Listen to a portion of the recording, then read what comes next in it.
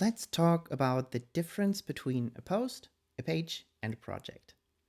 So basically, theoretically, there's literally no difference. All of the things are kind of the same thing, and theoretically, you could build your entire portfolio just with posts, or just with pages, or just with projects.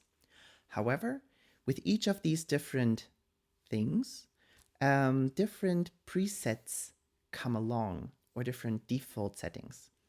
For instance, a post by default comes with a sidebar so you can navigate between different posting categories.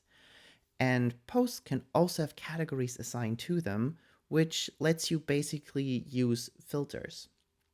Now, for most portfolios, this is not necessary. These are mainly things that you would use if you actually create a blog where you have a bunch of things that you post, and then you have different categories for this is for home improvement, this is for cooking, and these sort of things.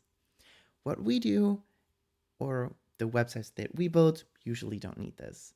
And even if you now might think, oh, but I could use this to mark things as this is for a 360 campaign, or this is for photography and stuff like this. To be honest, the amount of pages that you create is not really, it doesn't give you the necessity to create these sort of categories. It's much easier to just organize the pages yourself. Then you might think, for all the projects that I create, I could create a project. And that actually could work. And there are also some plugins that let you then automatically create these sort of thumbnails and link to your projects. But again, this kind of restricts you in what you can use to link to them.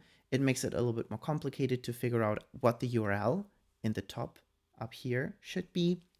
So generally speaking, I recommend only working with pages. So even though we have posts and projects available to us, but the websites that we are building here, we don't really have the need to use these functionalities. If you're interested in learning how they work, this is independent from Divi. You can take a look at some tutorials online to kind of see what sort of benefits or additional features you might get with creating a post or a project. But for all the websites that we've built so far, just creating regular pages was more than good enough.